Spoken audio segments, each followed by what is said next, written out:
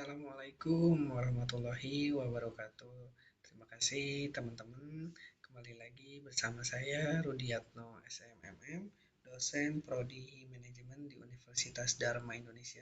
Oke, eh, pada malam hari ini saya akan lanjut memaparkan terkait mata kuliah akuntansi keuangan, di mana materi yang akan saya sharing pada sesi kali ini yaitu terkait depresiasi dan impairment.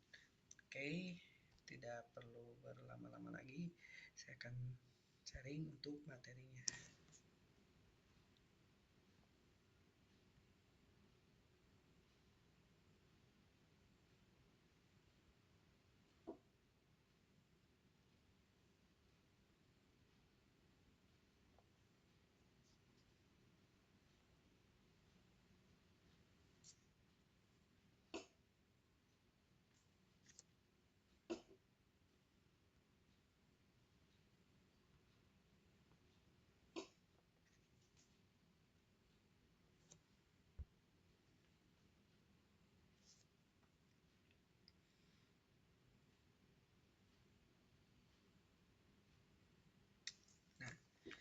Oke,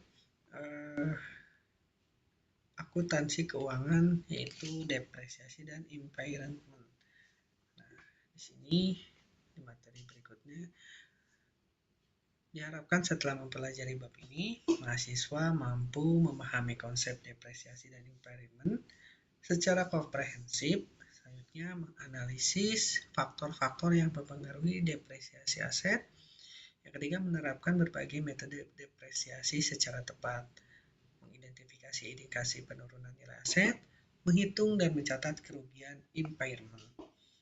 Kemudian yang terakhir, mengevaluasi dampak depresiasi dan impairment terhadap laporan keuangan. Nah, di sini terkait pengertian depresiasi. Depresiasi adalah proses alokasi sistematis atas biaya perolehan aset tetap berwujud selama masa manfaat ekonomisnya. Nah, konsep ini tidak bertujuan untuk menilai kembali harga pasar aset. Ya. Jadi konsep di sini tidak bertujuan untuk menilai kembali harga pasar aset, melainkan untuk mendistribusikan biaya perolehan aset sebagai beban secara bertahap, sesuai dengan periode penggunaan aset tersebut. Dengan kata lain, depresiasi merupakan cara akuntansi untuk mencerminkan konsumsi manfaat ekonomi dari suatu aset. Nah, bukan merupakan penilaian kembali aset harga pasar aset. Nah, tujuannya mendistribusikan biaya aset sebagai beban secara bertahap sesuai periode penggunaan sesuai dengan prinsip pencocokan atau matching principle. Di sini mencerminkan penurunan kapasitas, keausan, dan kemajuan teknologi. Yang kedua yaitu faktor-faktor yang mempengaruhi depresiasi. Depresiasi hanya dapat diaplikasikan pada aktiva tetap yang mengalami pengurangan nilai guna seiring dengan pemakaian aktiva tersebut. Misalnya, kinerja sebuah truk angkut akan menjadi lebih menurun setelah digunakan 5 tahun ketimbang hanya digunakan 2 tahun. Oleh sebab itu, meskipun tanah adalah aktiva tetap, namun tanah tidak mengalami penurunan nilai, sehingga tanah tidak digolongkan sebagai aktiva tetap yang dapat didepresiasi. Nah, pengakuan depresiasi tidak mengakibatkan pengeluaran kas sebagai pengganti aktiva. Saldo pada akumulasi depresiasi hanya menunjukkan jumlah biaya aktiva yang telah dibebankan pada akun beban atau expense. Nah, 3 faktor yang mempengaruhi depresiasi. Yang pertama, biaya perolehan. Yang kedua, nilai residu. Yang ketiga, masa manfaat. Selanjutnya, metode depresiasi. Nah, metode depresiasi digunakan untuk mengalokasikan biaya perolehan aset secara sistematis selama masa manfaatnya. Pemilihan metode harus mencerminkan pola konsumsi manfaat ekonomi dari aset tersebut. Oleh karena itu, tidak ada satu metode yang dianggap paling benar untuk semua kondisi, melainkan harus disesuaikan dengan karakteristik aset dan kegiatan operasional perusahaan. Nah, kita ambil satu, yang pertama maksud saya Metode garis lurus, strike line metode. Dia itu paling sederhana dan paling banyak digunakan. Kemudian beban depresiasi sama setiap periodenya. Cocok untuk aset dengan penggunaan stabil seperti bangunan, peralatan kantor. Jadi, untuk rumus depresiasi per tahunnya yaitu biaya perolehan dikurangi nilai residu dibagi manfaat atau masa manfaatnya. Nah, kemudian yang kedua, metode saldo menurun, yaitu beban depresiasi lebih besar di awal, semakin kecil di kemudian harinya, jadi semakin menyusut di akhir atau di tahun-tahun berikutnya. Kemudian selanjutnya mencerminkan aset memberikan manfaat lebih besar pada awal penggunaan. Nah, contohnya di sini untuk aset teknologi dan kendaraan yang cepat usang. Kemudian yang ketiga, metode depresiasi, metode unit produksi, yaitu berdasarkan tingkat penggunaan atau output aset, depresiasi berbanding lurus dengan aktivitas produksi, paling akurat untuk industri manufaktur. Jadi di sini ada 3 kategori ya. Pertama metode garis lurus, metode saldo menurun, yang kedua metode unit produksi. Ya. Yang selanjutnya yaitu konsep impairment atau penurunan nilai aset. Impairment atau penurunan nilai aset terjadi nilai tercatat suatu aset lebih tinggi dibandingkan dengan nilai yang dapat dipulihkan, recoverable amount. Dalam kondisi ini, perusahaan harus mengakui kerugian agar nilai aset dalam laporan keuangan tidak terlalu tinggi atau overstate. Konsep impairment sangat penting dalam menjaga keandalan laporan keuangan karena memastikan bahwa aset disajikan sesuai dengan nilai ekonomis yang sebenarnya. Hal ini sejalan dengan prinsip kehati-hatian, prudence, di mana potensi kerugian harus segera diakui, sementara keuntungan belum direalisasikan tidak boleh diakui. Di sini ada pengukuran impairment sesuai dengan standar akuntansi keuangan, yaitu nilai yang dapat dipulihkan sama dengan nilai tertinggi antara nilai wajar dikurangi biaya penjualan atau nilai pakai, value in use. Nah, rumus kerugian impairment yaitu kerugian impairment sama dengan nilai buku dikurangi recoverable amount atau nilai yang dipulihkan, seperti itu.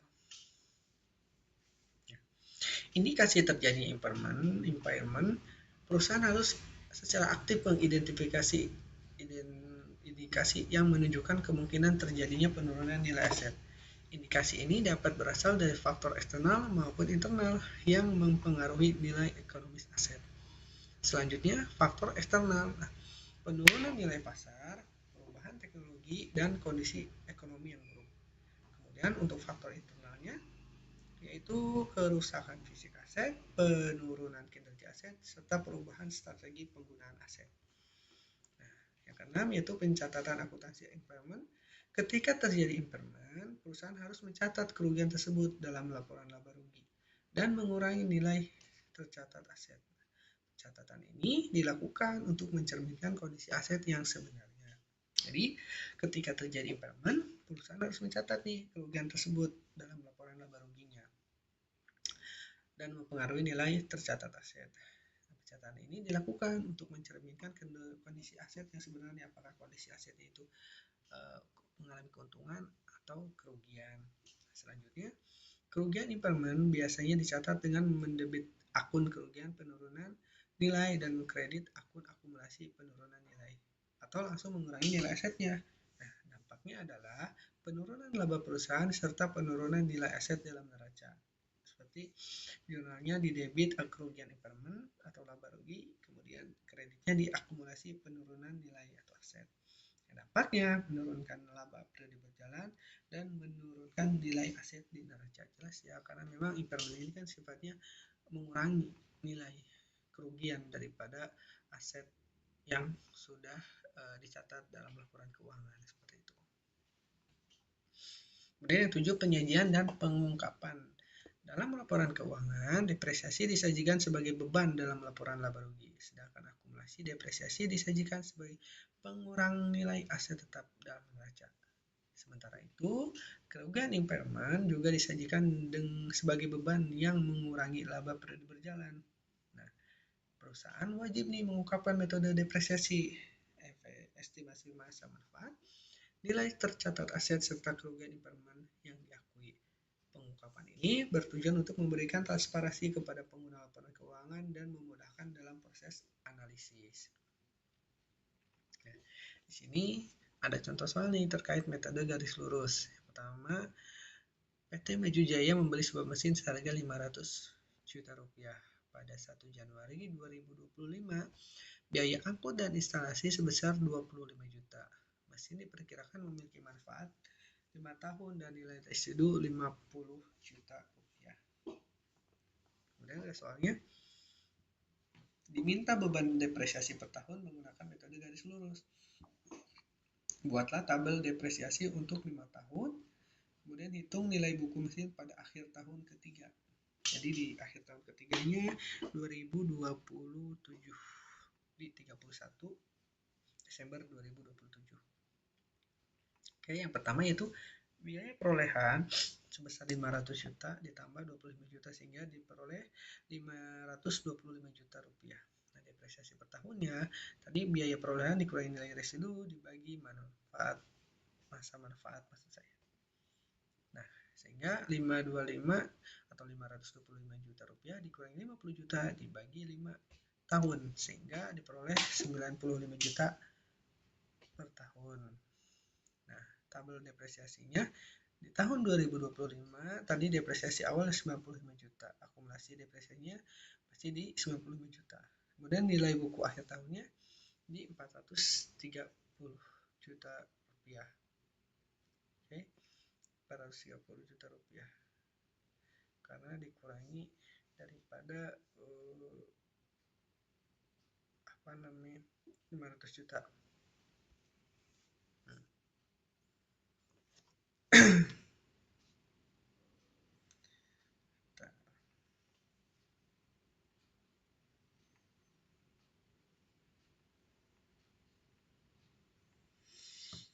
Karena tadi 525 juta dikurangi 95, jadi nilai bukunya 430.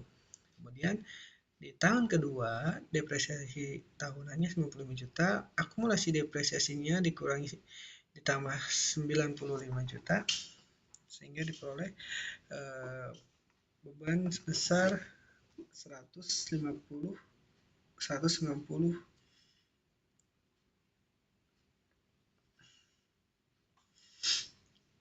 juta rupiah dan nilai buku di akhir tahunnya sebesar 335 juta. Nah, di tahun 2027-nya depresiasi tahunnya tetap 95, kemudian akumulasi depresiasinya di 90 tambah 190 tambah 95 juta rupiah diperoleh 285 juta rupiah. Nah, 335 dikurangi 25 dapat di 240. Kemudian di 2028 depresiasinya masih sama 95.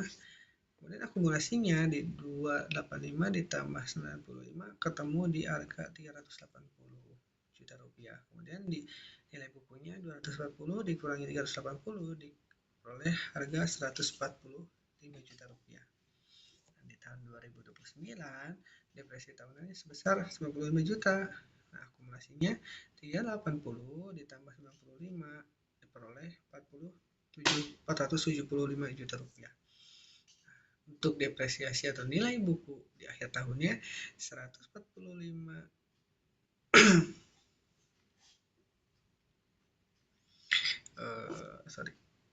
Nah, 475 dikurangi dengan 50 juta rupiah sehingga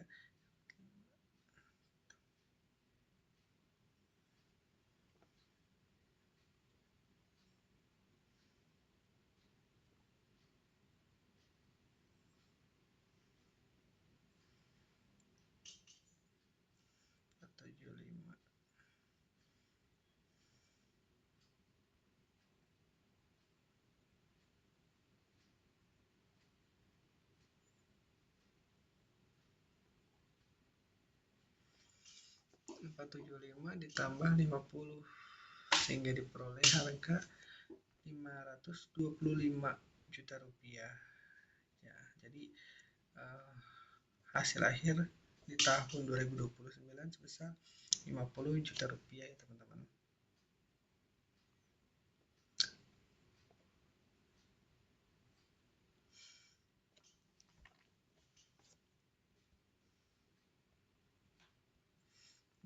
nilai buku akhir tahun ketiga 2027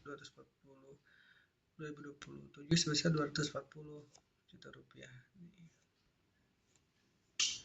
Sama ya nilainya.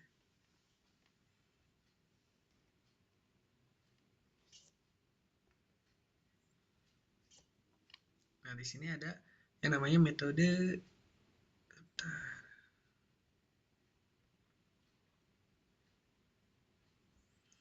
metode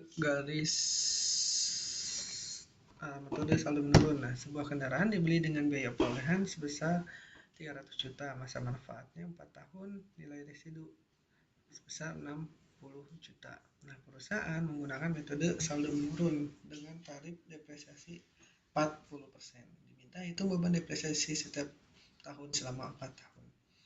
Tadi nilai buku di awal sebesar 300 juta rupiah, kemudian depresiasi 40%-nya di 120 juta rupiah. Akumulasi depresiasinya sebesar 120. Nah, sehingga nilai akhir buku tahun di tahun pertama sebesar 180 juta rupiah. Kemudian yang kedua di 180 juta. Nah, nilai buku akhir tahun pertama menjadi nilai buku awal di tahun berikutnya atau di tahun kedua, begitu sebaliknya. Sehingga depresiasinya sebesar 72 juta, kemudian akumulasi depresiasinya sebesar 192 juta. Nah, 180 dikurangi 192 sama dengan 108 juta rupiah.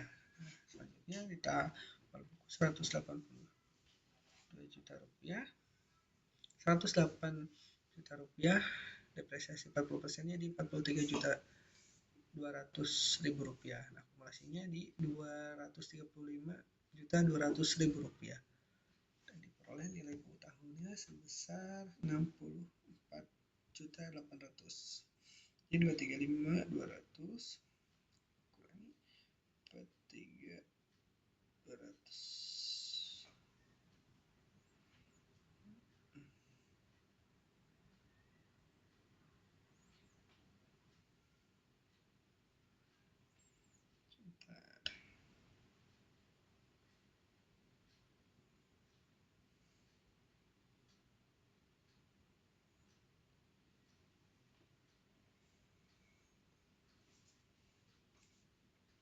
Seratus 108 juta dikurangi 43 diperoleh 64 juta rupiah. Nah, saldo akhir 64 juta tadi 40%-nya 4 juta 800. Nah, 64 dikurangi 4 juta 800 sebesar 60 juta rupiah. Dan 240-nya itu dari 23.500 ditambah 4 juta 800. Oke.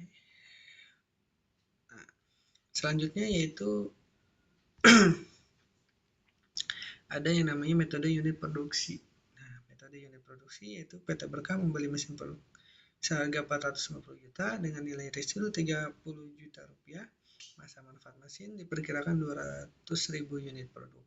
Pada tahun 2025, mesin memproduksi 45.000 unit. Nah, tahun 2026 sebanyak 52.000 unit.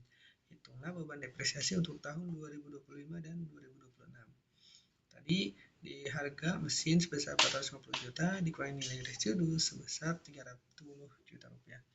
Dibagi dari perkiraan mesin yang diperoleh yaitu 200.000 unit sehingga didapat harga 2.100 per unit.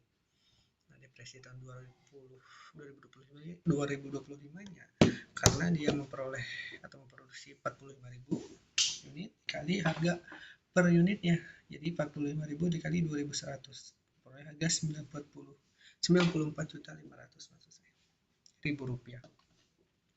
Dan depresiasi tahun 2026-nya yaitu 52.000 unit dikali 2.100 sehingga diperoleh 109.200 rupiah.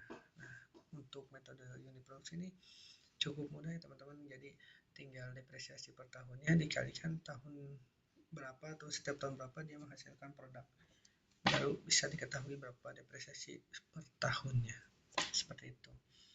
Nah, di sini daftar pustakanya, kemudian selesai. Terima kasih. Mungkin ini saja pemaparan materi terkait depresiasi dan impairment ya teman-teman.